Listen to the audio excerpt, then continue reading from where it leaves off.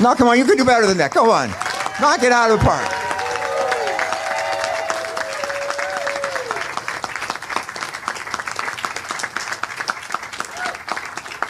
Thank you very much. The greatest honor of my life has been for 4 years being the Commander-in-Chief of the United States. The fact is that I don't think if I had come from any other state that would have happened. But in Delaware, everybody knows everybody. And it's important. It's important because, you know, we had that expression for the longest time. We do things the Delaware way. The Delaware way. Members of the House and Senate know, Democrat or Republican. They've learned to work together for the benefit of Delaware. Now remember, Tommy, we've been coming here for decades. First time I was here, I was reminded of that quote from R.G. Ingersoll, who said, "When the will defies fear, when duty throws the gauntlet down to fate, when they shun compromise with death, that's heroism." I remember thinking that day, the first time. Thinking about my uncles in World War II, thinking about people I knew, thinking about all the people who had laid down their lives.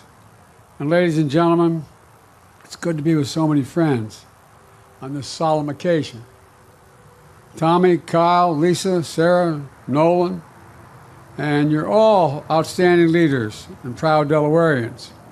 And Chaplain, thank you for your invocation. I want to acknowledge the keynote speaker today, a pathbreaker and a patriot, Chief Warrant Officer Ernestine Epps. Ernestine, thank you. Thank you for being willing to do this. I'm looking forward to hearing you. Folks, every year we come together to remember the brave women and men who gave their all for this nation, or as Lincoln called it, the last full measure of devotion. That's what it was, the last full measure of devotion. They laid down their lives so we could live our lives in peace, and maybe the most important word, with possibilities. And I know I speak for everyone here, and when I say we remember them every single day, not just this day, but every day, the people assembled under this tent. Remember them every day. We come together to remember the families that are left behind, the hearts that still carry the weight of their absence, the ache that never fully goes away. We come together to remember the debt we owe to the American military. The military is the solid spine, the spine of our nation. Our troops, our veterans, our military families, and our Gold Star families in particular. Only around 1% of all Americans defend 99% of us. 1%. Just 1% of Americans risk the ultimate sacrifice. We owe them so much more than we can ever repay them. We have many obligations as a nation, but only one truly sacred obligation. Sacred obligation. That's to equip those we send into harm's way and care for them when their families when they come home and when they don't come home. It's a sacred obligation. I know for many of you, Memorial Day, like for us, is deeply personal. For the Bidens, this day is the 10th anniversary of the loss of my son, Bo, who spent a year in Iraq. And to be honest, it's a hard day. His son and I, Hunter, who's here in the crowd, I don't know where you're sitting, Hunter, but all the way in the back there.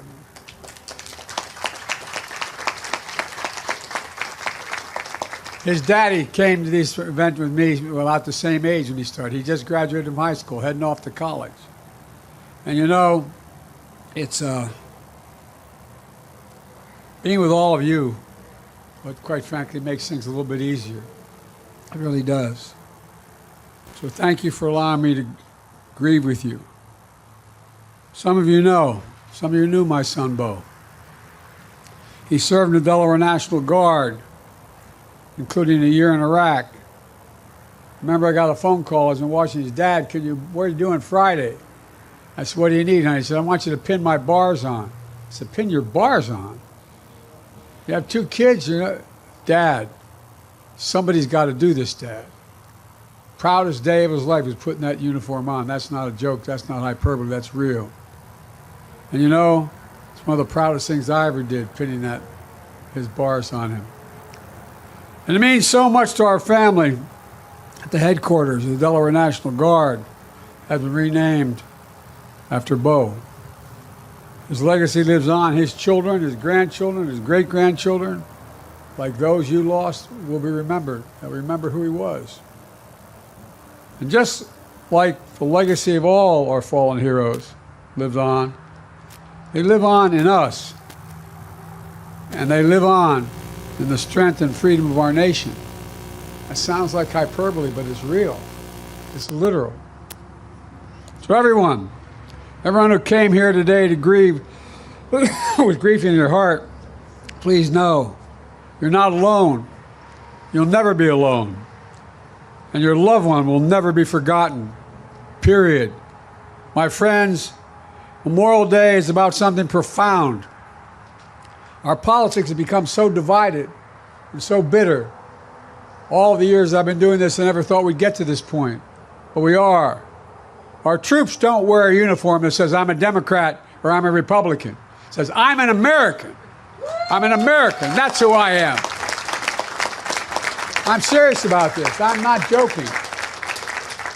And folks, our politics has become, as I said, so divided. They wear the uniform of the United States of America. The only nation in the world, literally, not free, the only nation in the world founded on an idea. An idea. Every nation was founded on geography, ethnicity, some unifying principle, but not an idea. The idea of America was founded on, we hold these truths to be self-evident, that all men and women are created equal, endowed by the Creator with certain inalienable rights, life, liberty, pursuit of happiness. We mean it. That's who we are. That's what makes America the most unique nation in the world, literally, not figuratively. In fact, folks, for generation after generation, the profound idea has been defended by ordinary citizens who stepped up and answered the call. Because of them, American democracy has endured for nearly 250 years. Every generation has to fight to maintain that democracy. Every time, every generation. Because of them, our government is still of the people, by the people and for the people. They are we, and we are still free. And now, we must make sure that sacrifice has never been in vain. Let me close with this. The women and men we honor today are no longer with us, but you can still hear their echoes. Literally, can't you, if you lost anybody? You can hear their echoes, the echoes of their voices. They're asking, what will we do? We who are alive, we who remain. They're not asking us to risk our lives. They're asking us to stay true to what America stands for. They're not asking us to do their jobs. They're asking us to do our job, to protect our nation in our time, now, to defend democracy, to be part of something bigger than ourselves. So today, let's renew our pledge to honor our heroes. I mean this sincerely. Renew our pledge to honor our heroes. Think of what they did. Think what they'd be doing if they were standing here today with us. Not only with our words, with our deeds. To care for their families. To support our veterans. With more, not less. I get really angry when I hear about veterans are seeking too much. They're not enough.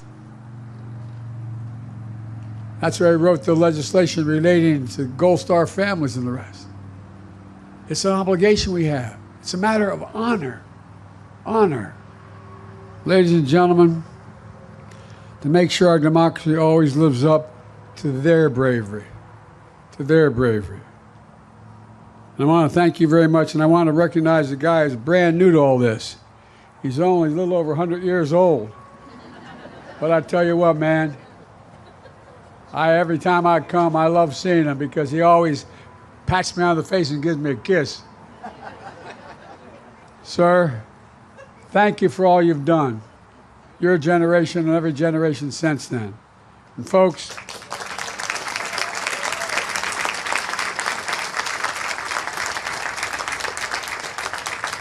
and I want to say this from the bottom of my heart, thank you, particularly to the Gold Star families. Thank you, thank you, thank you. The country owes you. Thank you.